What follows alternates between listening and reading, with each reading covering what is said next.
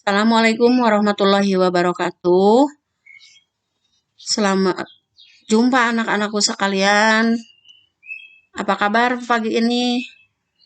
Baik, alhamdulillah.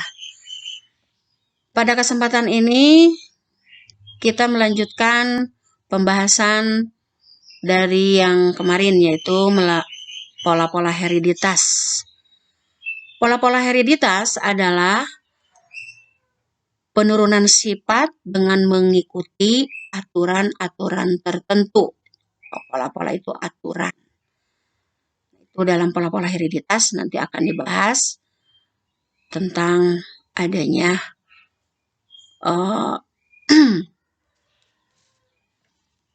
gen yang tertaut, kromosom atau penentuan jenis kelamin atau determinan seks, kemudian pautan atau linkage, pindah silang atau crossing over, gagal berpisah, dan gen letal. Itulah yang kita bahas hari ini. Bagian yang pertama dari pola-pola hereditas yaitu tentang determinan seks atau penentuan jenis kelamin. Nah, ini penentuan jenis kelamin pada organisme misalnya manusia. Ini ada jantan, ada betina. Untuk jantan itu diberi simbol XY. Dan untuk betinanya itu diberi simbol XX. Kemudian pada Drosophila melanogaster, ini simbol jantannya hampir sama dengan manusia yaitu XY. Kemudian untuk betina XX. Nah, untuk belalang itu untuk jantannya diberi simbol X0 dan untuk betinanya diberi simbol XX. Nah, untuk kupu-kupu, burung atau apes, ikan dan reptil ini sama. Untuk jantannya ZZ dan untuk betinanya ZW. Untuk ayam jantan itu ZZ simbolnya dan untuk betina Z0. Nah, untuk lebah semut hasil parthenogenesis haploid itu memiliki kromosom M atau memiliki satu kromosom. Nah, jika ovum tidak dibuahi maka itu akan dinamakan steril, ya. Nah, itu untuk lebah semut jantan. Kemudian untuk lebah semut betina itu memiliki 2N atau kromosomnya diploid. Sifatnya fertil jika ovum dibuahi.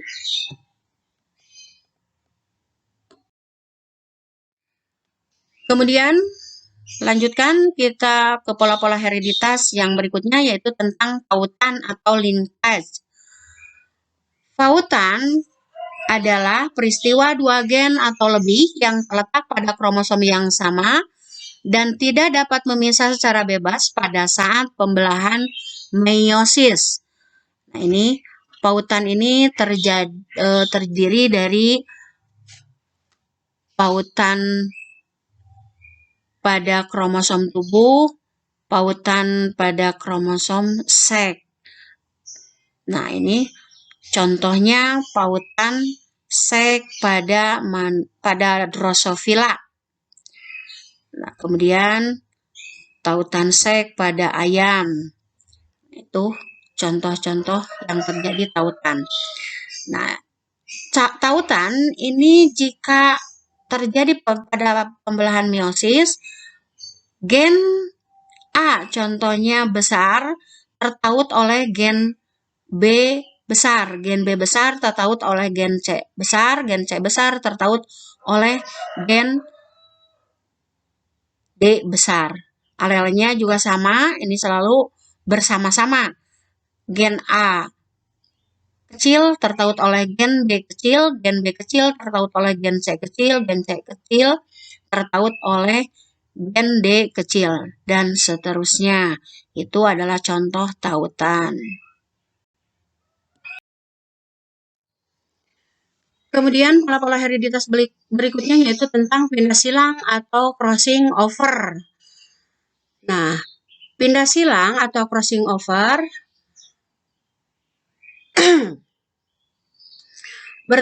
bertukarnya gen-gen yang terdapat pada suatu kromosom dengan gen-gen yang terletak pada kromosom homolog atau pertukaran segmen kromatid-kromatid dari kromosom homolog.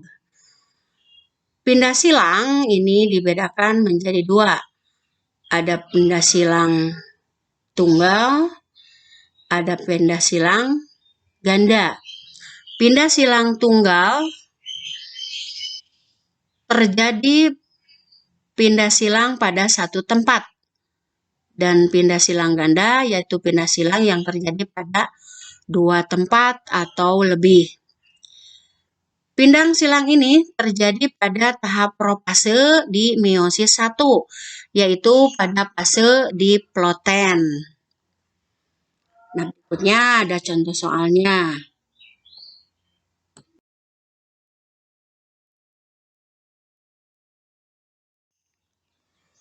Untuk contoh soal, ini kita menghitung nilai pindah silang. Nilai pindah silang ini rumusnya NPS sama dengan jumlah rekombinan dibagi seluruh jumlah individu kali 100%. Nah, contohnya ini untuk nilai pindah silang ini misalnya pada Drosophila melanogaster atau lalat buah. Lalat buah yang berbadan abu-abu sayap panjang ini dengan genotip G besar G kecil, L besar L kecil disilangkan dengan lalat buah berbadan abu-abu sayap pendek. Hitam sayap pendek dengan genotip G kecil G kecil, L kecil L kecil. Sehingga dihasilkan keturunan lalat buah bertubuh abu-abu sayap panjang 503 ekor, lalat buah bertubuh abu-abu sayap pendek berjumlah 294 ekor, lalat buah bertubuh hitam sayap panjang 306 ekor, dan lalat buah bertubuh hitam sayap pendek berjumlah 397 ekor.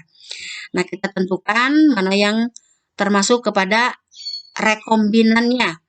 Yang rekombinannya itu yaitu lalat buah yang bertubuh abu-abu sayap pendek 294 ekor, kemudian lalat buah yang bertubuh hitam sayap panjang berjumlah 306 ekor. Itulah yang merupakan rekombinannya atau RK. Kemudian jumlahkan itu menjadi 600 ekor dibagi jumlah seluruh individu ya dari awal, yaitu lalat buah yang bertubuh abu-abu sayap panjang, ditambah lalat buah yang bertubuh abu sayap pendek, ditambah lalat buah yang bertubuh hitam sayap panjang, ditambah lalat buah yang bertubuh hitam sayap pendek. Itu jumlahnya 1.500 ekor kali 100%, maka akan menghasilkan 40% nilai NPS-nya atau nilai pindah silangnya. Untuk menentukan apakah terjadi pindah silang atau tidaknya, kita lihat berapa persen nilai rekombinan dan jumlah kombinasi parental atau jumlah seluruh keturunannya.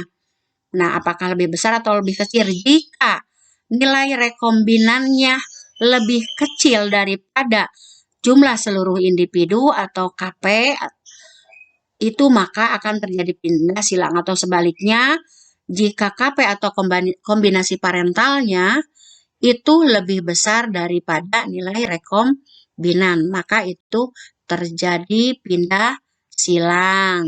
Oke. Nah, pola-pola hereditas berikutnya yaitu gagal berpisah. Gagal berpisah ini ditemukan oleh Morgan dan Kevin, ya. Gagal berpisah adalah peristiwa gagalnya satu kromosom atau lebih untuk berpisah ke arah kutub yang berlawanan pada saat fase anafase pada meiosis 1 maupun meiosis 2. Gagal berpisah biasanya ini dipengaruhi oleh faktor-faktor lain, yaitu di dalam terjadinya mutasi gen, ya. Morgan ini menyilangkan Drosophila melanogaster itu yang bermata putih, betina mata merah dengan jantan mata putih.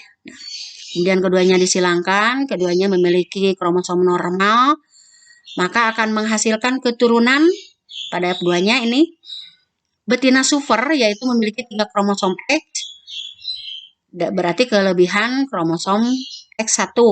Nah, ini biasanya mati karena kelebihan kromosom X. Kemudian jantan steril karena memiliki 1 kromosom sehingga disimbolkan dengan X0. Kemudian keturunannya ada betina fertil, ini memiliki 2 kromosom X dan 1 kromosom Y. Ini bersifat mata putih karena ada kromosom Y. Kemudian yang berikutnya adalah jantan mati atau fetal, letal di sini. Jantan mati atau letal ini karena memiliki 1 kromosom Y yang menerima jadi dari jantan putih. Itu contoh gagal berpisah pada Drosophila.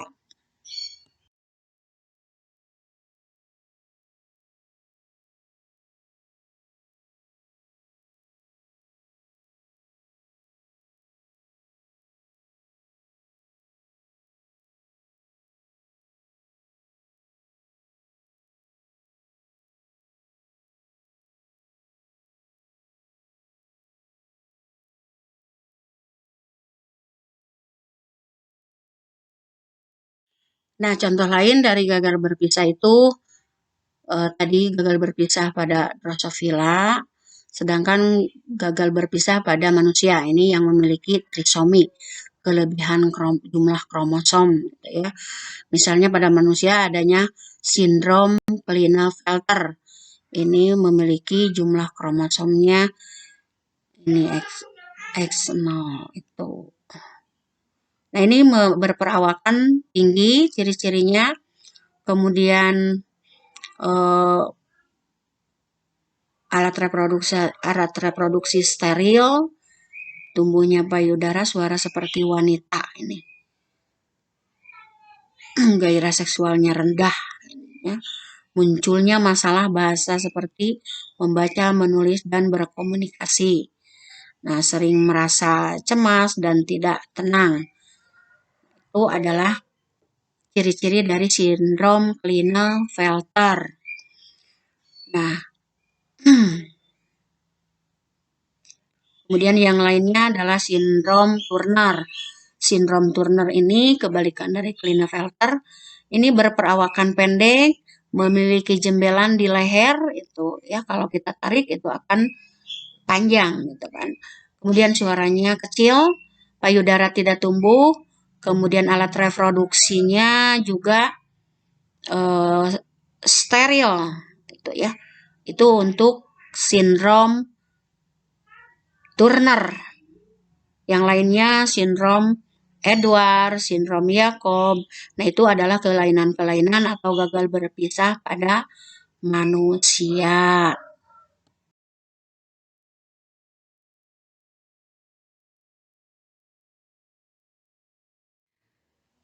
Untuk pola hereditas yang terakhir yaitu gen letal. Gen letal ini adalah gen yang mengalami kematian. Gen letal dibedakan menjadi 2, yaitu ada gen letal dominan, gen letal yang mengalami kematian dalam keadaan homozigot dominan. Kemudian ada gen letal resesif, yaitu gen letal yang mengalami kematian dalam keadaan homozigot resesif. Untuk gen letal dominan, ini contohnya terjadi pada tikus. Perkawinan kedua tikus yang memiliki genotip heterozigot, keduanya berwarna kuning. Nah, kemudian disilangkan akan menghasilkan tikus yang berwarna kuning dalam keadaan homozigot dominan itu bersifat letal, dan yang bersifat heterozigot itu juga berwarna kuning tapi abnormal. Nah, itu hidup, dan yang homozigot resesif juga itu hidup, yaitu berwarna putih. Jadi hasil persilangannya itu menghasilkan individu yang hidup itu adalah 3 ekor. Kemudian gen letal resesif. Gen letal resesif ini adalah gen letal yang mengalami kematian dalam keadaan homozigot resesif. Contohnya sifat albino pada tanaman, misalnya pada tanaman jagung. Pada tanaman jagung itu disilangkan keduanya yang berpigmen atau berklorofil, ya sifatnya heterozigot sama. Nah, kemudian akan menghasilkan keturunan jagung yang berklorofil homozigot dominan itu 1 dan yang heterozigotnya 2. Itu kemungkinan besar hidup. Nah, yang letalnya atau yang mengalami kematiannya yaitu gen yang sifatnya homozigot resesif, yaitu pada jagung yang albino, itu karena tidak memiliki pigmen klorofil sehingga mengalami kematian. Itu juga terjadi yang lainnya pada sapi bulldog. Jadi kedua sapi ini jika disilangkan yang memiliki genotip heterozigot juga sama pada genotip homozigot resesif itu akan mengalami kematian. Itulah. Kemudian pola-pola hereditas berikutnya yaitu tentang gen letal. Gen letal ini adalah gen yang mengalami kematian. Kemudian di sini dibedakan menjadi 2, ada gen letal homozigot dominan, ada gen letal homozigot resesif. Gen letal homozigot dominan, gen letal yang mengalami kematian dalam keadaan homozigot dominan. Misalnya kita menyilangkan 2 ekor tikus yang sama-sama berwarna kuning yang memiliki genotip heterozigot, maka akan menghasilkan tikus-tikus yang berwarna kuning 3 dan berwarna albino atau tidak kuning 1, sifatnya resesif. Yang gen dominan, homozigot dominan itu akan mengalami kematian. Sedangkan yang heterozigot itu hidup tetapi abnormal. Dan yang normalnya adalah yang homozigot resesif. Itu dari gen letal dominan. Kemudian yang kedua adalah gen letal resesif. Gen letal resesif yaitu gen yang mengalami kematian dalam keadaan homozigot resesif. Nah, ini terjadi pada tanaman atau pada sapi bulldog. Nah, untuk pada tanaman ini yang sifatnya albino. Jadi kedua tanaman jagung misalnya yang memiliki klorofil disilangkan sesamanya akan menghasilkan 3 jagung yang berklorofil dan 1 jagung yang tidak berklorofil atau tidak memiliki pigmen daun. Yang tidak memiliki pigmen daun itu adalah homozigot resesif sehingga mati atau letal karena tidak mampu berfotosintesis. Sedangkan yang 3-nya bertahan hidup karena berklorofil atau mampu berfotosintesis. Itulah mengenai bahasan hari ini tentang pola-pola hereditas. Demikianlah untuk pembahasan hari ini. Cukupkan sampai di sini. Insya Allah mudah-mudahan minggu depan kita lanjutkan kembali tentang pembahasan materi selanjutnya. Sekian dan terima kasih. Assalamualaikum warahmatullahi wabarakatuh.